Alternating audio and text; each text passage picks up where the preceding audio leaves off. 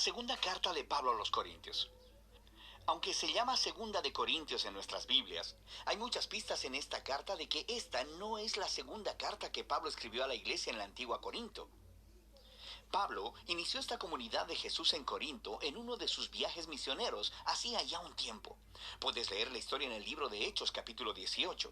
Y después de continuar con su camino, Pablo recibió un reporte de que las cosas no estaban bien en esa iglesia. Así que él escribió la carta que conocemos como Primera de Corintios para corregir estos problemas, y parece que muchos en la iglesia rechazaron la enseñanza de Pablo en esa carta y se rebelaron contra su autoridad. De manera que en esta carta aprendemos que Pablo había dado seguimiento a este asunto en persona, con lo que él llama una visita dolorosa, y después de esta envió una carta que nos dice fue escrita con angustia y lágrimas.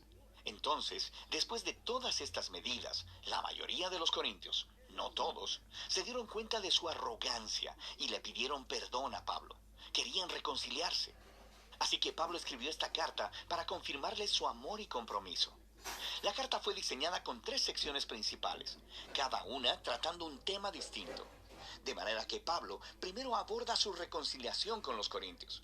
Después, en los capítulos 8 y 9, trata el tema de la generosidad olvidada. Y en los últimos capítulos, Pablo reta a los corintios que todavía lo rechazan. Profundicemos un poco y verás cómo se integra todo esto. Entonces, Pablo empieza agradeciendo al Dios de toda misericordia y consolación, quien le trajo paz y ánimo a él y a los corintios durante este tiempo de división y disputa. Él reconoce que las cosas han estado tensas desde su dolorosa visita y deja claro que los ha perdonado. Él quiere una relación abierta y honesta. Pero, en primer lugar, ¿por qué habían rechazado a Pablo? Bueno, más adelante en la carta descubrimos que los corintios habían menospreciado a Pablo como líder.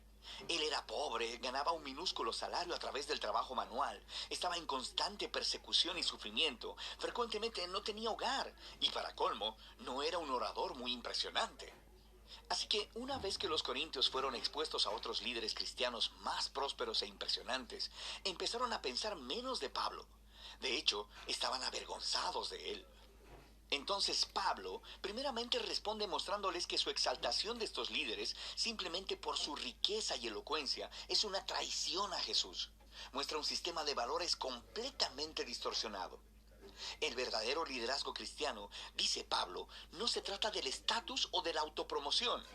Pablo muestra cómo él y los otros apóstoles son esclavos cautivos del Rey Jesús, quien les está guiando en un desfile triunfal.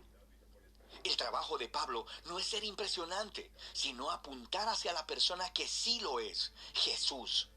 Él, entonces, hace alusión a una reciente demanda de los corintios, de que les proveyera algunas cartas de recomendación para comprobar su autoridad y sus credenciales. Y esto le parece ridículo a Pablo. Su iglesia ni siquiera existiría si él no lo hubiera empezado. Y entonces les dice que ellos mismos son su prueba de liderazgo genuino. Ellos son su carta de recomendación. De manera brillante, cita a los profetas Jeremías y Ezequiel, diciendo que el Espíritu de Dios ha escrito su carta de recomendación en los corazones de ellos, como su pueblo del nuevo pacto. Los corintios no deberían necesitar más pruebas que esa. La mención del nuevo pacto lleva a Pablo a una larga comparación entre el antiguo pacto entre Dios e Israel mediado por Moisés y el nuevo pacto entre Dios y los corintios mediado por Jesús y el Espíritu Santo. El antiguo pacto, hecho en el monte Sinaí, fue verdaderamente glorioso. Hizo que Moisés mismo resplandeciera con la gloria de Dios. Pero esa gloria eventualmente se desvaneció, sin mencionar el hecho de que las leyes de ese pacto fueron ineficaces en transformar verdaderamente a Israel. Pero el nuevo pacto, en comparación, es todavía más glorioso, porque el Jesús resucitado es la mismísima gloria de Dios y vive para siempre, y es su Espíritu el que ahora está transformando a su pueblo para ser más fiel, como Jesús mismo.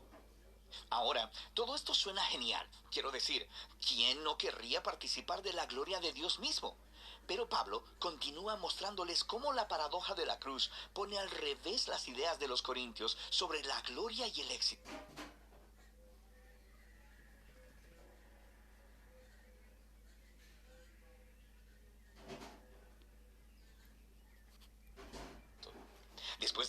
la exaltación gloriosa de Jesús como rey tuvo lugar a través de su sufrimiento, ejecución y muerte. En la cruz, Jesús reveló la salvación de Dios. Murió por los pecados del mundo para reconciliar a las personas con Dios. Pero la cruz hace todavía más. Revela el carácter de Dios. Él es un ser de completa autoentrega y de amor sacrificial, quien busca el bienestar de los otros. La cruz también revela una nueva manera de vivir, una con forma de cruz. Y la meta de Pablo es que su vida y ministerio imiten la cruz. Así que aunque su carrera apostólica ha estado marcada por la humildad, el sufrimiento y la pobreza, todo fue para servir a los corintios.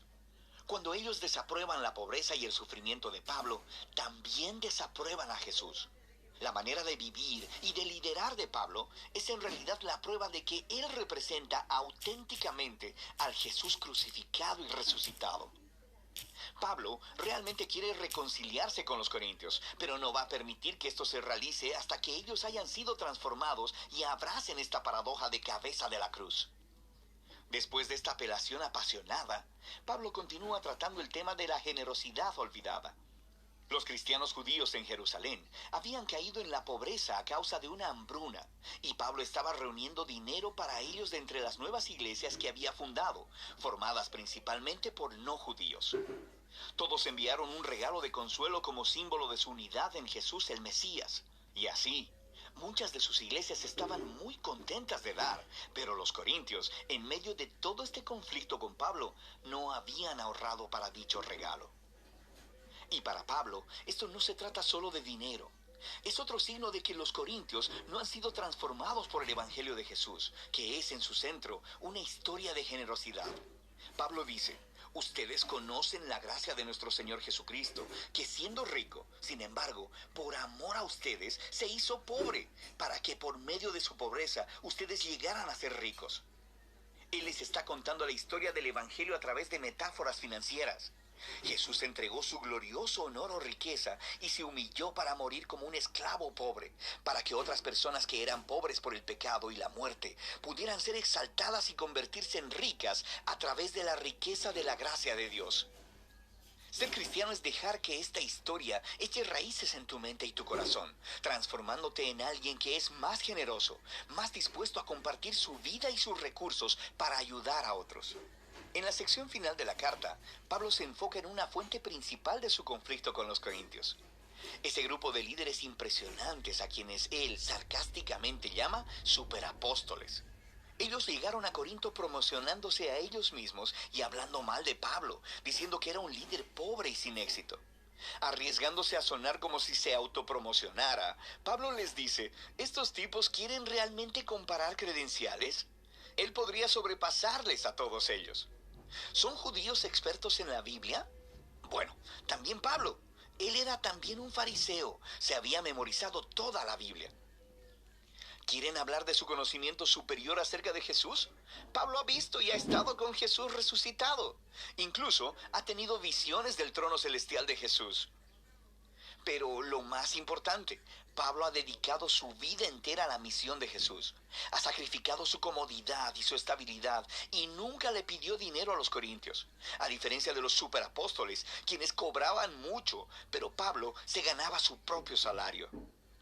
Pablo dice que se niega a presumir de estos logros, porque estas no son cosas realmente importantes para el cristiano. En lugar de eso, él presumirá de lo imperfecto y débil que es, porque es en esas insuficiencias que él descubre el amor y la misericordia de Jesús. O como Jesús una vez le dijo a Pablo: mi gracia es suficiente para ti, mi poder se perfecciona en la debilidad. Pablo concluye la carta con una sobreadvertencia a los corintios sobre su necesidad de examinarse. Su desprecio hacia Pablo, su manera de vivir y su amor por esos superapóstoles, todo esto muestra que ellos no entienden en esencia quién es Jesús. Puesto que no están viviendo como seguidores transformados de Jesús, les invita una vez más a humillarse a sí mismos delante de